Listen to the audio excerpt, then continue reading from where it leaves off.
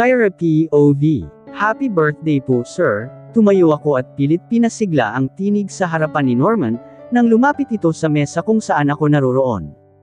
Ngumiti naman ito sa akin at nagpasalamat. Medyo kinilabutan lang ako sa paraan ng pagtingin niya sa akin. My senses never fail me, kaya alam ko na may kakaiba sa mga titig na iyon. Umalis saglit si Nathan, para salubungin ang ilang kaibigan nito na kaka-rating lang, kaya naman mag-isa lang ako nang lumapit ang matanda. Salamat iha. Shira Cortez right. Anito sabay upo sa upo ang nakaharap sa akin. Yes sir. I politely answered. By the way, are you somehow connected with the Cortezes of Davao? Or the Cortezes of Pampanga? I don't think so sir. Actually my mother is from Bicol. Hindi ko po nakilala ang father ko, and wala pong binabanggit ang mama ko about him. And I respect that po, sagot ko dito. Oh I see. Sorry iha. Hindyang paumanhin nito, pero umiling naman ako. Wala pong problema sir. May naalala lang kasi ako, noong unang beses kitang nakita. He honestly revealed, kamukhang kamukha mo kasi siya. Sino po? Naiintriga ko namang tanong sa kanya. Isang dating kakilala. Well anyway I hope you enjoy the party iha. Tumayo na ito at nagpaalam sa akin, kaya tumango na lang din ako. Okay po sir, happy birthday po ulit. Lalong lumakas ang hinala ko, na may kinalaman talaga siya sa pagkamatay ng pamilya ko. Marami ang nagsasabi, that I am a carbon copy of my mother. Kung nakilala niya ako, dahil kamukha ko si nanay, ibig sabihin kilala niya din ito. Update Hazel, pasimpleng tanong ko habang hawak ko ang hikaw ko. Natano ko na din si Nathan na pabalik na sa pwesto ko, kasama ang 4 pang lalaki. Still looking, nasa library ako ng matanda, pabulong na sabi ni Hazel. Hey, sorry to keep you waiting. Nathan said and settled in the chair beside me. Tumango lang naman ako sa kanya, saka ko inabot ang wine glass na nasa harap ko. By the way, these are my friends, bilang niya sa 4 na naupo na sa harap namin. Franco James Del Rosario, Rickson Dizon, Kenneth Medina, Aljen Philip Velasco, isa-isang nagpakilala ang mga kaibigan ni Nathan. Nakipagkamay din sila sa akin at tinanggap ko naman ito. Mukhang magkasundo na kayo ni Escalantes ah. May himig pang asar na sabi ni Aljen. Naitandaan ko siya, kasama siya ni Nathan noong una kaming magkita sa club. Shut up asshole. Saway naman ni Nathan, pero tumawa lang ito. I have to give it to you, Shira. Napaamo mo ang sir-ulong ito. Abay kahit hajisan namin ng babae ito ngayon, hindi niya papatulan. Ngisi ni Aljen kaya naman katanggap ito ng batok mula kay Kenneth. Naman Medina, kung makabatok ka, ano pinapalaman mo ako? Angal pa nito. Bakit hindi? Ikaw ang kay sa isang kakilala ko na bilyonaryo nga, pero sobrang kuripot. Sagot naman ni Kenneth. Ganyan ba talaga iyang mga kaibigan mo? Bulong ko kay Nathan na naiiling na lang sa kakulaitan ng mga kaibigan, na patuloy pa rin sa bangayan. Wala pa, yan. Prepare for the worst. He answered while laughing. Nagkwentuhan pa ang mga ito, hanggang sa ayain ako ni Nathan na magsayaw. He held my waist at saka ko pinagsalikop ang mga kamay ko sa batok niya. Our eyes are locked together. I'm so happy that you are here, with me. You don't know how much I missed you, kahit na sandali lang tayo hindi nagkita. I can feel the sincerity in his words, kaya para na namang lalabas ang puso ko sa dibdib ko, sa lakas ng pagtibok nito. I just hope you let me show, how much I like you, Shira. I want you to know that I am ready, to love again, to trust again, to be a real man again. I hope you give me a chance. Pakiramdam ko nakalutang ako habang pinapakinggan ko ang mga sinasabi ni Nathan. Hindi ko alam kung ano ang mararamdaman ko. Ito ang taong masasaktan ko pagdating ng panahon. Kaya ko ba, nagbaba ako ng paningin. Hindi ko kayang salubungin ang mga mata niya. I fought the tears, na unti-unting sumusungaw sa mga mata ko. Hindi ko ito pwedeng maramdaman. Kailangang maging matapang ako, para sa hinahanap kong katarungan. Look at me please. Pakiusap ni Nathan, kaya kahit nasasaktan ang puso ko ay nagangat ako ng mukha, para tingnan siya gaya ng hiling niya. I am not in a hurry. I can wait, Shira, so don't stress yourself too much, okay? Sabi ni Nathan na may halong pag-aalala sa mga mata niya. Makakaya ko bang saktan ang ganitong klase ng lalaki?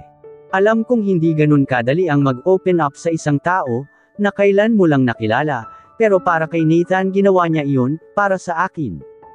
Okay, I finally found my voice and answered him. We just danced, as if there's no other people but us. I leaned my head on his chest, feeling his heartbeat. Kung sana iba ang sitwasyon, baka maging masaya kami. Magkahawak kamay kaming naglakad pabalik sa mesa namin, kung saan nandoon pa din ang 4 na kaibigan niya. Nag-uusap lang ang mga ito ng tungkol sa business, kaya naman nakinig lang ako. Palabas na ako ng library info ni Hazel. Gusto ko sanang magtanong kung may nahanap siya, pero hindi ko naman magawa dahil malapit lang sa akin si Nathan. Napatingin ako sa kaliwa ko, at naagaw ang atensyon ko ng isang lalaki na papalapit sa pwesto ni Norman. Pamilyar sa akin ang mukha niya, kaya naman mas lalo ko itong tinitigan. Tito Alfredo, hindi ako maaring magkamali, nadagdagan man ang edad nito, ay nakikilala ko pa rin siya. Siya ang matalik na kaibigan ni tatay, na bandang huli ay nakatampuhan niya, dahil sa pangungumbinsi nito na ibenta na ang lupa sa mga Escalantes. Nagyakapan pa sila ni Norman, na para bang matagal silang hindi nagkita. Ano ang koneksyon niya kay Norman? Nathan. Tawag ko kay Nathan. Yes. Sagot naman niya, you need anything. Pero umiling ako. Tuldok. May bisita ata ang daddy mo. Sabi ko sabay turo sa bagong dating. The hell. Napatayo pa ito pagtapos ay nagpaalam sa akin. I'll just go greet my uncle. Excuse me, uncle. So kamag-anak pala nila ang kaibigan ni tatay. Habang tumatagal lalong nagiging komplikado ang pagtuklas ko sa katotohanan. Magpaalam ka na kay Nathan, Shira. We need to go. Utos ni Hazel. Papalapit na din sila sa mesa kasama si Tanya, na ang binantayan naman ay si Andrea. Hinintay ko lang makabalik si Nathan, kaya tumayo naman na ako para magpaalam na din dito. Obviously ayaw pa niya, pero dahil nailan ko na lang na biglang sumakit ang ulo ko, at wala ding kasama si Nadja sa unit. Pakisabi na lang sa daddy mo na una na kami, hindi ako pwedeng lumapit doon, dahil baka makita ako ni Tito Alfredo, at makilala pa ako. Buti na lang pumayag siya. Hinatid kami ni Nathan sa labas, at sa kanya sinenyasan ng driver ng e-car na maghahatid sa amin sa gate. You take care, okay? Sabi niya at saka siya yamakap sa akin. I buried my face on his chest, na para bang gusto kong simutin ang amoy ng nakakaadik niyang pabango. He kissed me on my cheek, pagtapos ay sa noo ko. Magpahinga ka na pag-uwi mo, call me when you get home, you understand? Medyo dominante si Nathan sa part na yon, pero okay lang naman sa akin, yun. Okay, don't drink too much, sagot ko sa kanya. Tumango siya at saka ako ay nalalayan, paakyat sa munting sasakyan. Mabigat ang loob ko na umalis, kasi parang sandali pa lang kami nagkasama ni Nathan, pero sa palagay ko may nahanap si Hazel, kaya bigla na lang siyang nag-aya umuwi. Pagsakay namin ng kotse, ay agad na kaming umalis. Ngayon pa lang nami-miss ko na si Nathan. This is bad. Inisa-isa ko ang mga kuha ni Hazel sa phone niya pag-uwi namin sa unit. Hindi ako makapaniwala. Ang mga nakuhanan ni Hazel ay mga kopya ng titulo ng lupa ng aking ama. Original copies ang mga iyan, Shira, may deed of sale din na naka-attach, pirmado ng tatay mo at ni Norman. At higit sa lahat notaryado, paliwanag ni Hazel. So ibig sabihin, nabili na pala ni Norman ang lupa nyo. I mean, in a legal way, dahil may pirma niya ito. Nadja concluded pero napailing ako. Hinding-hindi ibebenta ng tatay ko ang lupa sa kanila. Nasisiguro ko na may ginawa ang matandang iyon para mapapirma ang tatay ko. Alam ko sa puso ko na hinding-hindi ibebenta ni tatay ang lupa, na minahal niya at pinagyaman buong buhay niya. Sinuri ko uli ang mga pictures hanggang sa may napansin ako. I zoomed the photo, para lalo akong makasiguro. Pinirmahan ito ng tatay ko sa mismong araw na pinaslang sila. Lumapit din si Hazel sa katiningnan ng bahagi ng picture na itinuro ko. So, tanong niya sa akin na worry naguguluhan. Wala akong natatandaan na may nakausap ang tatay ng araw na iyon. Abala kami sa paghahanda, dahil ang araw na iyon ang bisperas ng kaarawan ni Kuya Ramil, naramdaman ko ang luhang pamatak sa mga mata ko. Kinagabihan, doon na kami pinasok ng mga tauhan ni Norman. Walang awa nilang pinaslang ang nanay ko, kaya nang manlalaban ang kuya ay binaril din nila ito. Tapos ay ako, panipi. After nun, anong nangyari? Tanong ni Tanya. Ito ang unang beses na detalyado kong kinwento sa kanila ang nangyari ng gabing yun. Tanging si Mama Annabel lang ang nakakalam ng buong kwento, at pagkatapos noon ay hindi na yun pinag-usapan pa. Tuldok. I woke up. Tinatawag ko si nanay at tatay, pati si kuya pero hindi sila sumasagot. Naamoy ko ang gasolina, at right there and then, nagsisimula ng masunog ang bahay. Napasinghot ako at tuluyang napaiyak nang maalala ko ang nangyari. Niyakap ako ni Tanya, habang hinahagod ang likod ko. Nagawa kong makatakas at makalabas sa likod bahay. Hindi ko alam kung paano ko nakayang tumayo at tumakbo, kahit nasugatan ako at nanghihina. Nagdilim ang lahat, at nang magising ako, nasa poder na ako ni Mama. Pinunasan ko ang luha ko. I thought 4 years, ay natuyo na ito. Na hindi na ako marunong umiyak, but I guess I was wrong. Posible kaya na bago nila pinatay ang tatay mo, ay nagawa nilang papirmahan ang mga papeles. Tanong ni Nadia habang pinag-aaralan muli ang mga kuha sa phone ni Hazel. There's a possibility, Nadia. Pero kung ako ang nasa katayuan ng tatay ni Shira, hinding-hindi ko pipirmahan iyan, noong nainubos nila ang mag-iina ko. Hahayaan ko na lang napatayin din ako, komento ni Tanya. Or maybe, pinik nila ang pirma, posible din iyan. Hazel added. Anyways nag-send na ako ng kopya nito sa kakilala ko, para ma-check kung legal ba. Antayin natin ang resulta. Salamat sa inyo, pinilit kong kumalma, pero hindi ko sigurado sa mga darating na araw. We're all in this together, sis. Tanya assured me, hindi ka namin iiwan sa laban mo. Bigla ay naalala ko si Tito Alfredo, kaya binalingan ko si Nadia.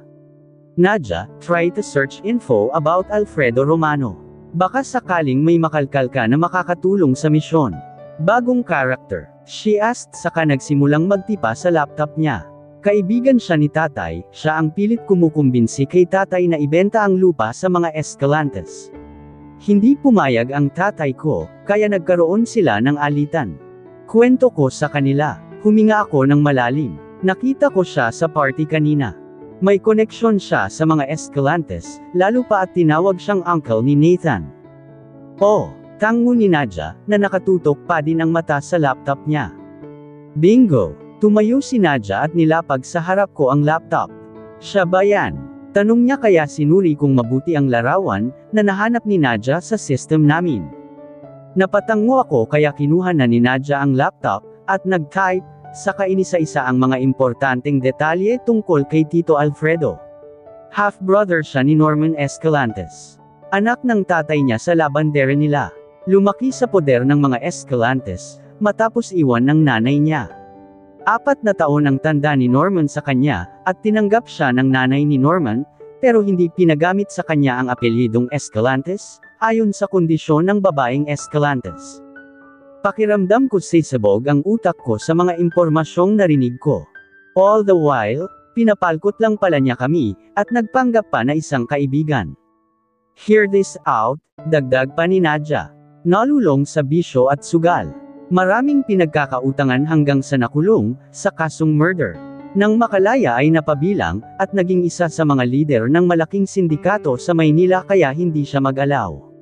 Posible kayang member din ng sindikato si Norman, kaya walang mahanap na info si Mama Annabel noon pa. There is really a possibility, since wala talagang makalap na info noon. Pasusundan ko ang tao na, yan, para mas may malaman tayo. Ani Hazel hanggang sa mag-ring ang phone niya.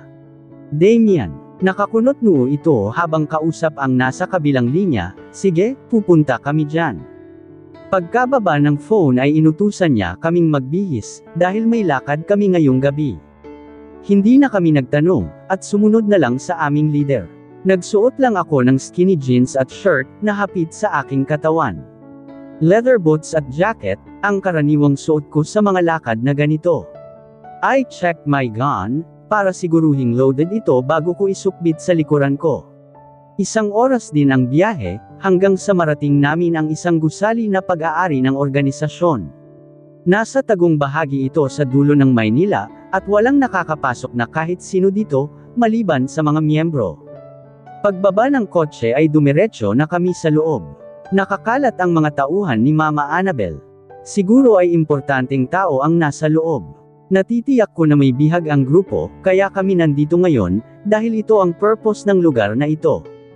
Kumanta na ba? Tanong ni Hazel pero umiling lang si Damian. Masyadong matigas, hinahanap ata ang expertise mo. Dagdag pa nito kaya napangisi si Hazel.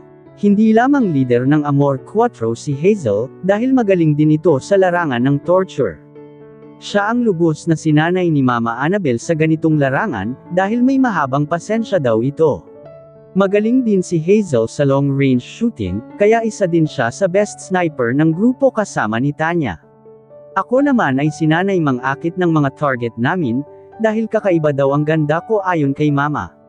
Mas gamay ko din ang short-range shooting, at mahusay din ako sa martial arts. Mga ungol ang tanging maririnig pagpasok namin sa building. Palibas sa tahimik sa lugar na ito, kaya dinig na dinig kahit konting kaluskos. Mangangilabot ka lalo pag hindi ka sanay, pero para sa amin, normal na iyon.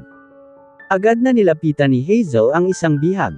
Nakatali pataas ang mga kamay nila, walang damit pang itaas at puno ng latay ang mga katawan. Base sa obserbasyon ko, matagal nang pinapahirapan ang mga ito, dahil sa tuyong dugo na nakakapit sa katawan nila. Ano? Ayaw niyo pa din magsalita? Galit na sabi ni Hazel, saka ibinaba ang tel ang nagsilbing buso sa mga bibig nila. Wala talaga kaming alam, maniwala ka. Hindi namin kilala ang taong kumontak sa amin. Basta ginawa lang namin ang inutos nila. Pagmamakaawa ng isang lalaki, habang ang isa naman ay nakayuko lang at tila hinang-hina. Okay sige, ayaw mo magsalita, iling ni Hazel saka inilabas ang phone niya. May hinahanap siya doon, pagkatapos ay iniharap niya sa lalaki. Napailing ang lalaki at nanlaki ang mga mata. Maganda, tong anak mo ah. Ipatikim ko kaya sa mga bata ko. Tapos para mas masaya, manunood ka. Okay ba sa'yo yun? Hayop ka. Sigaw ng lalaki, huwag mong idamay ang anak ko, malakas na banta nito, at sinabayan ng pagwawala, pero ang nakakatakot na tawa lang ni Hazel ang nang ibabaw sa silid. Sabog ang utak ko nang magising ako ngayong umaga, sabayan pang mabigat ang katawan ko dahil sa puyat. Naalala ko ang nangyari kagabi sa building, kung saan nakatago ang dalawang bihag. Matigas ang mga ito at ayaw magsalita, hanggang sa takutin ni Hazel na kukunin ang anak ng isa, at ibibigay sa mga tauhan namin. Alam naman naming hindi yun gagawin ni Hazel, kaya sinakyan na lang namin ang pananakot niya. Nabalot ng galit ang sistema ko, nang mapagtanto ko kung sino ang mga ito. Para akong sinapian ng 10 demonyo, at nawalan ako ng kontrol sa aking sarili. Literal na kulay pula na ang nakikita ko, at ang tanging gusto ko ay hilaitan ang mga ito. Demonyo ka! Patuloy na hiyaw ng isang lalaki, nang kunwari ay iutos ni Hazel kina Damian, na kidnapin ang sinasabing anak nitong babae, habang ang isa ay tila nalulon ang dila, at tahimik lang na nakayuko. Madali akong kausap, sabihin mo ang kailangan ko, hindi mapapahamak ang anak mo. Ulit ni Hazel. Masyado mong pinuprotektahan ang amo mo, samantalang kayo, hindi niya nagawang protektahan. Hindi ko sila kilala, sinungaling, nang gagalaiting bulyo din niya kay Hazel, pero ngumisi lang ang babaeng ito, na parang baliwala lang sa kanya ang galit ng lalaki. Demonyo talaga ako, kayo. Anong tawag sa inyo? Pumatay kayo ng inosenteng pamilya at sinunog niyo pa. Napaawang ang labi ko sa narinig ko. Hinuli ko ang mata ni Hazel, at tumango lang ito. Doon na sumiklab ang galit na matagal kong ibinaon sa puso ko. Wala silang karapatang mabuhay sa mundo, hiyaw ng utak ko agad kong nilapitan ang bihag, sabay bunot at kasa ng baril ko. Agad ko yung itinutok sa ulo niya. Maiksi ang pasensya ko, kaya kapag hindi ka sumagot ng maayos, tataniman ko ng balay ang bungo mo. Banta ko sa kanya, pero hindi ito natinag at tumitig lang sa akin. Tuldok, sino ang nag-utos sa inyo? Umiling ito at saka tumitig sa mga mata ko. Papatayin niyo din kami, hindi ba?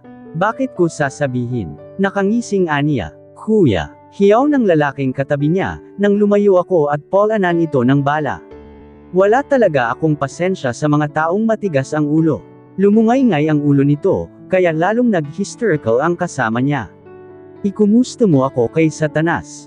Walang halong pagsisisi na bulong ko, at saka ko itinutok ang baril ko sa isa pang bihag, kaya naman tinakasan ng kulay ang mukha niya. Ano, gusto mong sumunod? Galit na bilang ko sa kanya. Tamad akong bumangon at nagtungo sa banyo.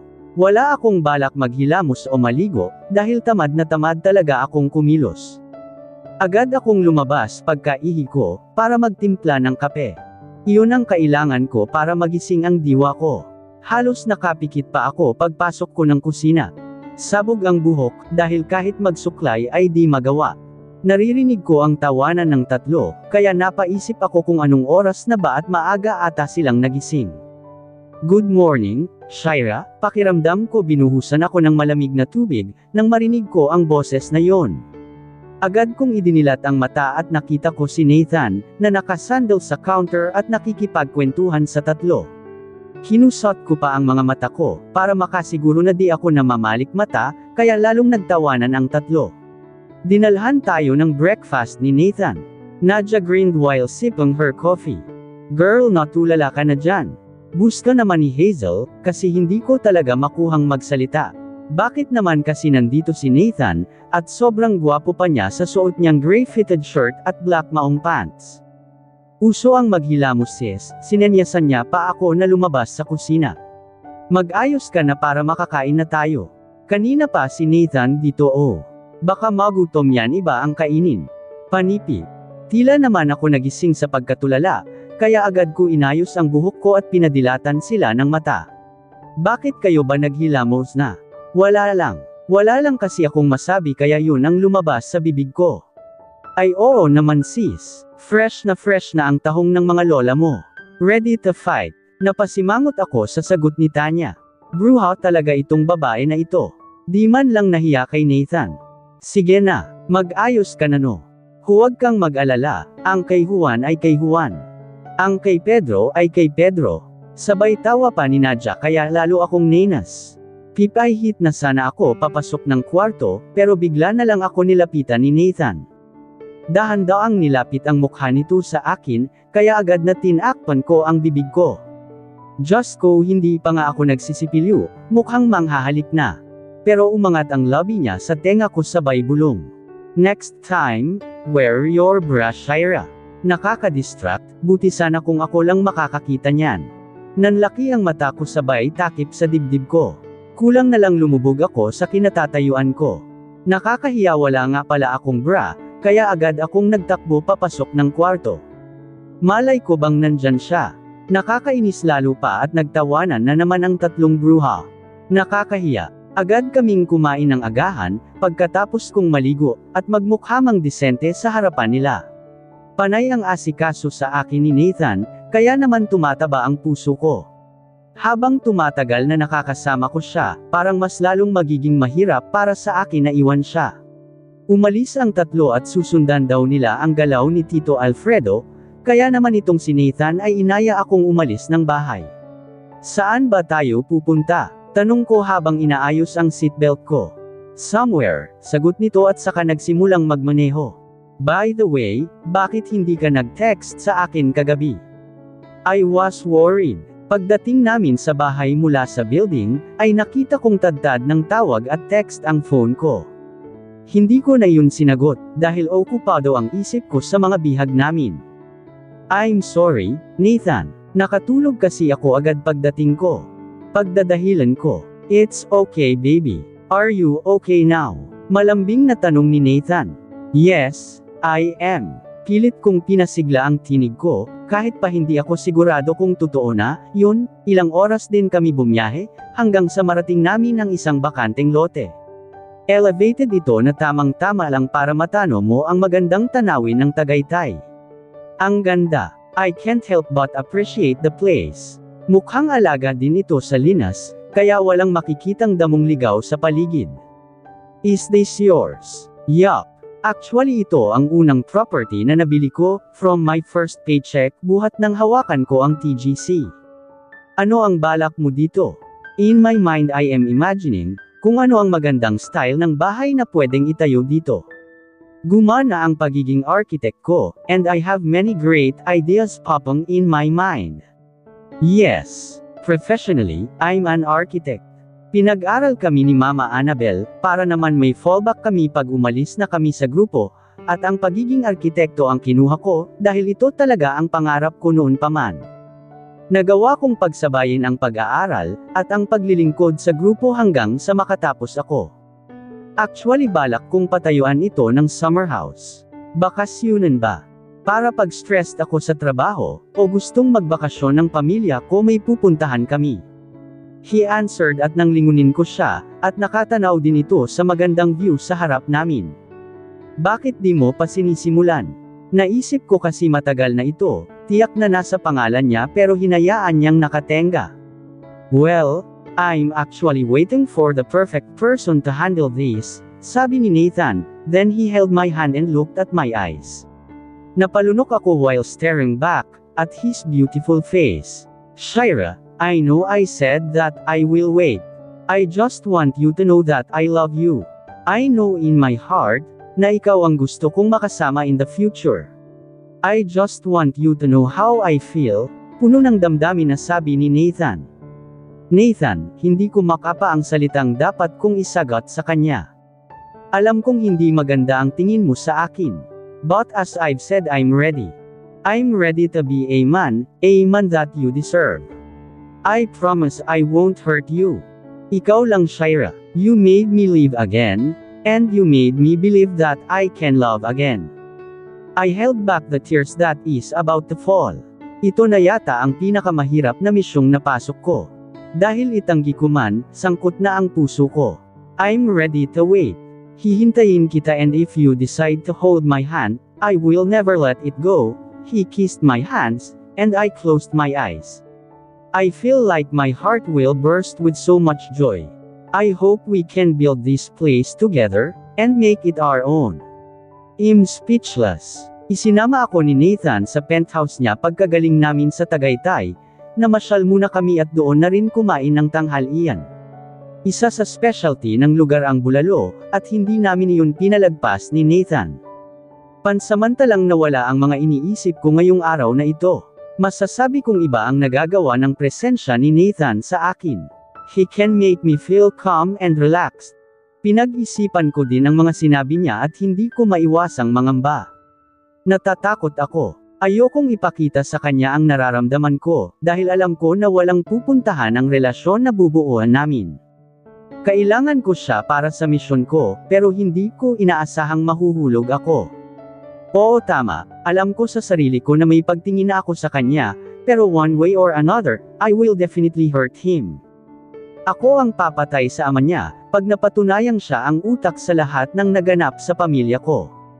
Natitiyak kong isusumpa ako ni Nathan, pag nangyari yun. He changed just because of me.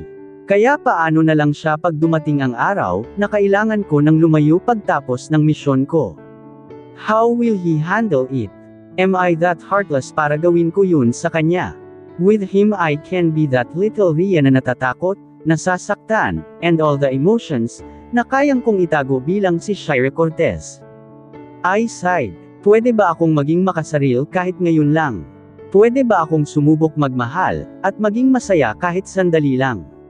Pwede ko bang pagbigyan ng sarili ko na makasama siya, kahit alam ko naman na ako din ang sisira sa kanya? Paano siya pag umalis na ako? I'm sure that all he can feel is anger, and hatred towards me. Makakaya ko ba yun? You're spacing out. Napalingon ako kay Nathan, nang maputol ang pagmumuni-muni ko. Ha? Napailing ako. I'm sorry, I'm just thinking of something. Akala ko pa naman ako ang iniisip mo, nakangiting sabi ni Nathan, which made me smile. He can always make my heart flutter and beat so fast. Maybe. I shrugged my shoulders. I leaned my back, at the couch habang nakatingin sa palabas sa TV, na hindi ko naman naintindihan dahil sa layo ng nil-iPad ng utak ko. Well, I just hope na it's a pleasant thought. Pilyo niyang sabi sabay subo ng popcorn sa akin. Tinaas ko naman ang kilay ko, at saka ko siya hinampas sa dibdib. Ouch! He complained. Ang bigat ng kamay mo ha. I just rolled my eyes saka ko din siya sinubuan ng popcorn. Masaya kaming nanood pero dahil sa puyat ko ng nagdaang gabi, ay hindi ko na malaya nakatulog na pala ako. Dahan-dahan kong binuksan ang mga mata ko, at doon ko na-realize na nandito na ako sa kwartong tinuluyan ko noon. Sinipat ko ang relo ko at nakita ko na alas 5 na pala ng hapon. Ilang oras din pala akong nakatulog, pero nakatulong dahil medyo gamaan ang pakiramdam ko. Naghilamos at naglinis muna ako sa banyo, saka ako lumabas para hanapin si Nathan. Tahimik naman sa sala, kaya dumako ako sa kusina at doon ko siya natagpuan. Nathan, tawag ko sa kanya. Hey! Lumapit siya sa akin and kissed my cheeks. How's your sleep? I don't know. Hindi ko naman siya masaway, sa tuwing ninanakawan niya ako ng halik sa pisngi. Siyempre kasi gusto mo, grabe nandito pa pala ang mahaderang inner self ko. Akala ko tuluyan nang naglaho eh. Hapon na pala, bakit di mo ako gin-icing? Lumapit ako sa coffee maker niya, at binuksan iyon. Gusto ko kasing magkape, at nahiya naman akong iutos pa sa kanya yun. Ang sarap ng tulog mo baby. How heartless am I if gigisingan kita? Nakangiti niyang sabi habang pinapanood ako sa ginagawa ko. What? Tanong ko dahil sobrang na-conscious ako sa titig niya. Nothing baby. I just love watching you move in my kitchen. It's as if you belong here, with me. There was a certain glow in his eyes, at kinikilig ako. Ilang babae na ba ang nadala mo dito? Gusto ko lang naman malaman kaya ko tinanong. Siyempre naman tiyak na madami kasi nga babaero siya dati.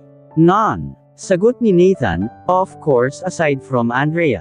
Yung totoo. Ulit ko, it's as if I heard the most ridiculous answer as I raised my eyebrow.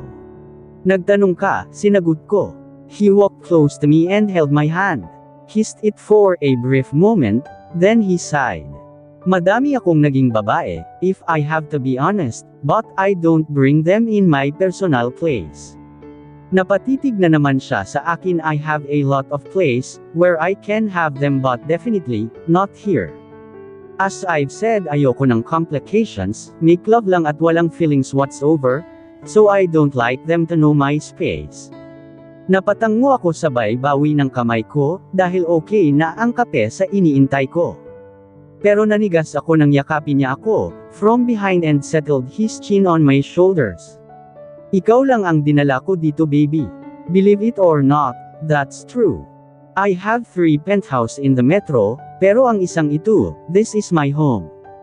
Kaya ang gusto ko, yung babaeng papakasalan ko, ang una't huling makakapasok dito. How about Jade?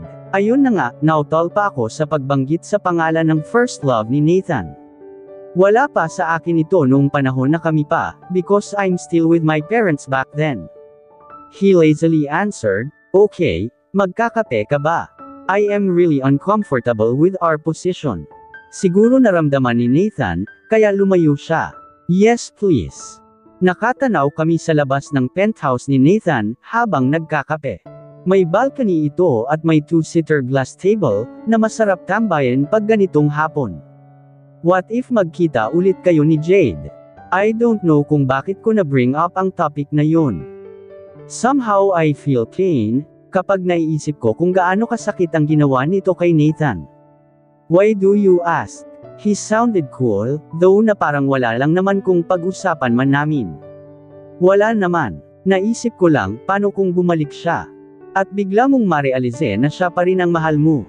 What will you do? Nanatili akong nakatingin sa labas, because I want to avoid his eyes. I'm not that stupid Shira. Hinding-hindi ko nababalikan ang taong nanakit sa akin. I may forgive them, but that doesn't mean that I will have them in my life again. His voice sounded cold, kaya nakaramdam ako ng sakit. Paano na lang ako? Kung sakali at matapos pala ang lahat ng ito at iwan ko siya, ano kaya ang may isip niya? Naramdaman ko ang kamay ni Nathan sa akin. He intertwined our fingers, just like he used to do. A simple gesture that sends meaning in my heart, that he is true to his words. Bakit ako? Hindi ko mapigil ang tanungin si Nathan. Do I need a reason? He kissed the back of my hands, and stared at our hands for a while. At first I admit na isa kang insulto sa pagkalalaki ko. He even chuckled a bit after saying those words. Kasi hindi mo man lang ako pinapansin that time, na nagkita tayo sa club. It was actually a slap on my face, noong na may babae palang hindi apektado ng charm ko. Natawa na din ako sa pagbabalik tanaw ni Nathan. Hindi ako nagsalita at mas pinili ko na lang makinig. I swore that I will find you and lock you in my bed, kaya lang hindi nakita after that. Would you believe? Halos masira nga ang ulo ko that time, kasi hindi kita matagpuan at ayaw pang magsalita ng mga kaibigan mo kung nasaan ka. He paused for a while, then nakita-kita ulit sa hospital, nabaril ka to protect my sister. I don't know but I was so worried, and I really never left, hanggat di ko sigurado na okay ka. Hinuli ni Nathan ang mata ko, at nagpatuloy. It was then that I fell in love with you, aside from your beautiful faker, na nakaakit sa akin, the first time I saw you, there is your kind heart that made me love you even more. And here we are. It may sound fast but that's the truth. Hindi mo pa ako lubusang kilala, Nathan. I want to cry in front of him, pero pinigil ko. Nalulunod na ang puso ko sa sobrang saya, and I want to tell him badly how much I love him too. Hindi naman importante ang nakaraan. What's important is now and what we feel. I don't care of what happened in your past, kaya kong tanggapin iyon, kasi hindi naman ako perfect either. My past is not that pleasing too, so I guess we can compromise, right? Mahabang sagot ni Nathan, pero hindi ako sigurado. Isa akong babaeng may madilim na nakaraan, masalimuot at magulong kasalukuyan, kaya hindi ako sigurado, kung makakaya nga ba niyang tanggapin ito para samahan ako sa hinaharap. Nakatanaw ako sa malawak at maliwanag na ilaw ng syudad. Kalat na ang dilim sa langit ngunit hindi nagpatalo ang liwanag, na nagsisimulang kumalat sa buong lugar, na hatid ng ilaw ng mga gusali sa buong Maynila, idagdag pa ang ilang bituin sa langit. Tumangala ako at hinanap ang 3 bituin na magkakatabi. Noon kasi pag naaalala ko ang pamilya ko, ay iniisip ko na sila ang mga bituin na iyon. Napalagi lang silang nandyan para bantayan ako. Agad kong nakita ang 3 bituin, kaya naman napangiti ako. Mahal na mahal ko po kayo, konting tiis na lang, magbabayad na ang mga may utang sa atin. Nilangon ko ang pinto mula sa terrace, dahil nasa loob si Nathan at pinuntahan ang pagkaing in-order niya. Gusto niyang mag-dinner muna kami bago niya ako ihatid, kaya hinayaan ko na lang. I kept on thinking, kung ano ba ang dapat kong gawin sa amin ni Nathan. Habang tumatagal ay nahihirapan ako, at aaminin ko na nasasaktan ako sa mga posibleng mangyari. I will be his father's enemy, and I will show no mercy kahit ikamatay ko. But on the other hand, I love his son, and it's killing me inside, dahil ayaw ko siyang masaktan. Ayaw kong mawala uli ang tiwala niya sa pag-ibig ng dahil sa gagawin ko. Kung hindi naman si Norman ang may sala, pakiramdam ko wala pa rin akong karapatang manatili, dahil sa katauhan ko. Makasalanan akong babae, nabubuhay ako sa karahasan, at hindi ni Nathan deserve yun. Pinahid ko ang luhang nalaglag sa aking pisngi. Mahal ko si Nathan, kaya ano ba ang dapat kong gawin? Tama bang sisihin ko ang sarili ko, dahil nagmahal ako? Hindi ko pa siya pwedeng layuan sa ngayon, dahil siya lang ang mag-uugnay sa amin ng daddy niya. Napabuntong hininga ako. Pwede ko kayang subukan, at piliing maging masaya, kahit sandal lang. Pwede ba akong maging modemo at isipin muna ang kaligayahan ko? Kasi kay Nathan ako masaya. Siya ang nagbibigay sa akin ng saya. I smelled his familiar scent, kaya alam kong nasa malapit lang siya. I saw him looking at me kaya agad ko siyang nginitian. Are you hungry? I shook my head kaya naman lumapit siya sa akin. May problema ka ba? You want to share? Paano ko ba hindi mamahalin ang taong ito, na wala na yatang ginawa kundi ang mag-alala para sa akin? If this is about what I said, don't worry, okay? Hindi ako nagmamadali. I smiled and I cupped his face with my hands. I made a decision. I will love him hanggat kasama ko siya.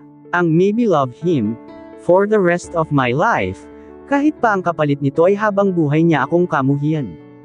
I love you, too, mahinang bulong ko, kaya naman nanlaki ang mga mata niya. You say that again. He stammered without leaving my eyes. He looked nervous, at parang ayaw pang maniwala sa narinig niya. I said I love you too, ulit ko, then he grabbed my hands and kissed it both. Oh my God, he said in between his kisses in my hands. You made me happy, baby. I love you so much. Kinabig niya ako and embraced me very tight. Na para bang ayaw niya akong pakawalan, so I equaled his hug habang hinahalik-halikan niya ang ulo ko. Hinayaan ko lang na magkayakap kami ng ilang sandali.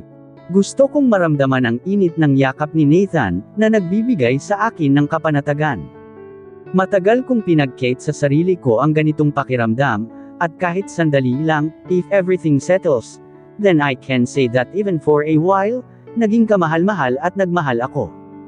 Pagkatapos naming mag-dinner, ay sa sala muna kami nagpunta. We decided to watch a movie, na hindi ko na naman nainitindihan, dahil panay ang halik ni Nathan sa pisngi ko. Nathan, saway ko sa kanya, pero nagpatuloy lang siya. Why? Para kiss lang eh. He kissed me again and this time, tumama yun sa aking leeg. I flinched as if electricity struck me. Napatingin ako sa kanya, and without a warning he claimed my lips. My first kiss. At first it was a slow kiss. Nanunokso at naninimbang. I tried to answer his kisses, back the way I know how, hanggang sa lumalim na iyon. He urged me open my mouth and I did, at napaungol ako sa kakaibang pakiramdam na pinaparamdam niya sa akin. Until we both stopped to gasp for air. Our foreheads locked together while breathing. He pulled me close, so I leaned on his chest with my arms wrapped around his waist. Stay with me tonight, please. Pakiusap ni Nathan, at wala akong lakas ng loob na tumanggal. I want to take every opportunity na makakasama ko siya hanggang pwede pa. I felt his embrace tightens as I nodded. We stayed like that, until he decided na lumipat na kami sa kwarto. Mauna ka nang mag-shower, he said, saka siya pumasok sa closet. Paglabas ni Nathan, ay may dala na siyang isang shirt niya and as usual, disposable panty. Napailing na lang ako. I trust his words, at pag sinabi niya na kay Andrea yun, kailangan ko siyang paniwalaan. After my business in the bathroom, ay lumabas na din ako. I saw a hairdryer, kaya naman kinuha ko na at pinatuyo ang buhok ko, habang hinihintay na matapos si Nathan. Naka-sweatpants na siya paglabas niya, at tinutuyo na lang ng tuwalya ang buhok niya. He has no shirt, kaya naman halos maduling ako. It was my first time to see those freaking six-pack abs, that made him sexier in my eyes. Let me dry your hair, aya ko sa kanya, at saka ako tumayo sa upuan para maiwasan kong titigan pa ang abs niya. Naupo naman si Nathan pero patalikod sa salamin, at nakaharap sa akin. Pantay dibdib ko ang mukha niya, kaya naman nang yamakap siya ay halos nasa dibdib ko na ang mukha niya. Hindi tuloy ako makapag-concentrate sa ginagawa ko. Huwag kang malikot. Saway ko sa kanya, pero lalo lang niyang idiniin ang mukha niya sa akin. You smell so good, baby. Nag-init ang katawan ko sa mga sinabi niyang yun. Nathan, pakiramdam ko mapupugto ang hininga ko.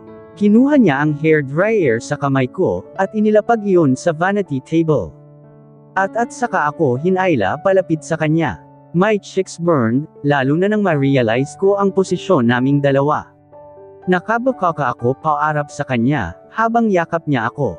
I can feel his at my center, kaya pakiramdam ko lalo akong sinisilaban. I never been this close to any man in my whole life. Kahit naman nagagawa kong mang-akit ng lalaki para sa misyon ko, ay never ko naman inabot ang ganito. Hindi sila masyadong nakakalapit at nakakahawak sakin, kaya lalo silang nahihibang. Baby, parang hindi din makahinga si Nathan. Alam ko that he is aroused, pero kasi kasalanan naman niya, ang heret-heret niya eh. Sinibasib niya agad ng halik ang mga labi ko, habang ang isang kamay ay nasa batok ko. I answered his kisses with the same intensity, na kaya kong ibigay. Naramdaman ko na lang ang mga labi niya sa aking leeg, and his other hand is already under my shirt, kaya para akong lalong mababaliw.